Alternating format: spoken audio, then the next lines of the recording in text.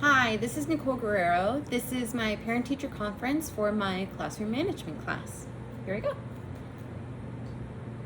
Hi there, please come in. Welcome. Hi there. I know I had introduced myself briefly before, but let me introduce myself again. I am Miss Guerrero. How are you doing today, Mr. Soto? I'm doing pretty good.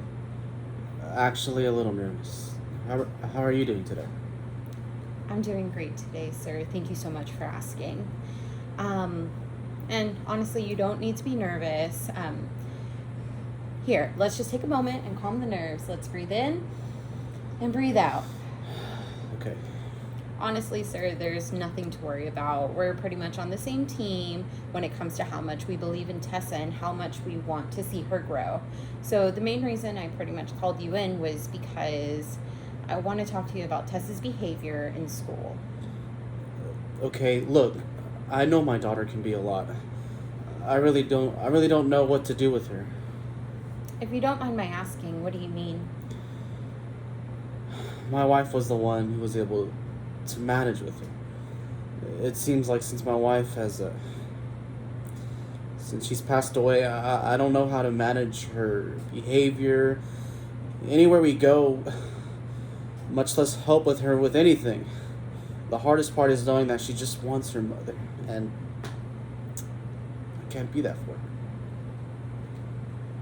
Actually, now that's starting to make a lot of sense.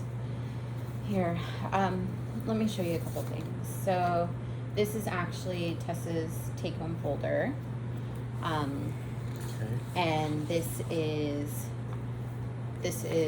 her behaviors that I have noticed recently in class. And so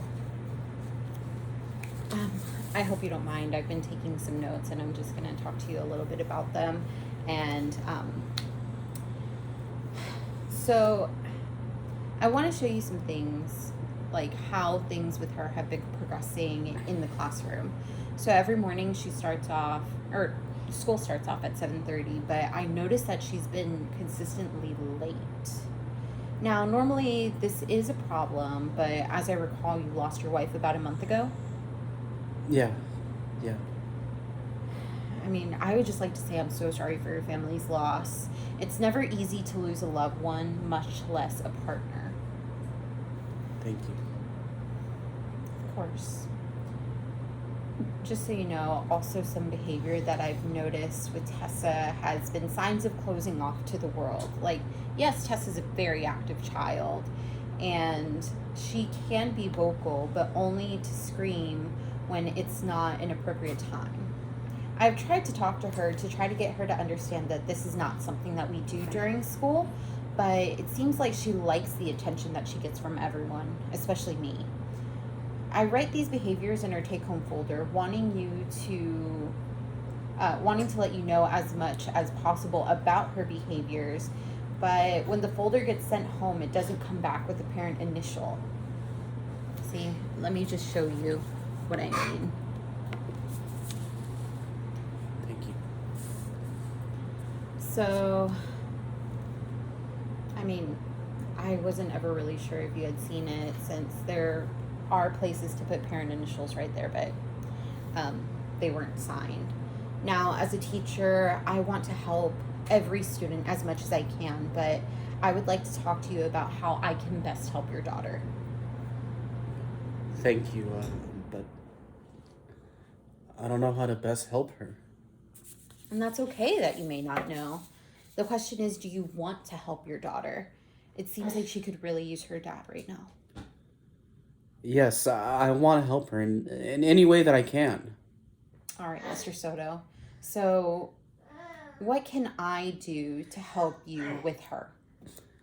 Let me tell you, Miss Guerrero, Tessa loves school. She may not show it at school, but she does show it at home. She shows me her work, but I think that she avoids showing me her take home folder, actually. I didn't even know there was one. There was one. I didn't know. My wife was the one that handled that.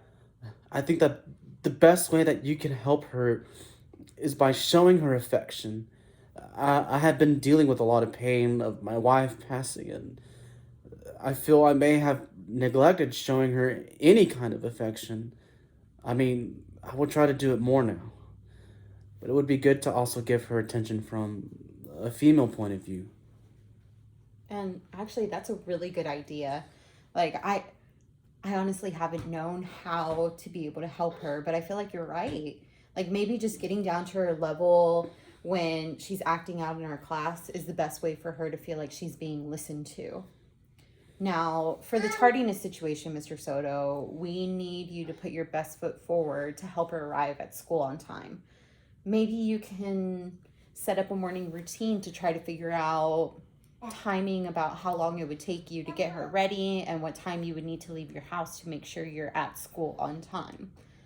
Um, I would say if you have her at school by 7:30, that's probably like the best thing. How do you feel like that sounds? That sounds like a good idea. Thank you for caring about my student and wanting to help her through this hard time. I feel a little bit more at ease about all of this and not such a failure. Well, just like I said, I want us to be on the same team when it comes to getting Tessa the help that she needs to thrive. So, how about this? Let's set up another meeting and let's just see how she progresses in the next few weeks, like with her tardiness and with her behavior. How does that sound? That sounds great. Thank you, Miss Guerrero. Of course.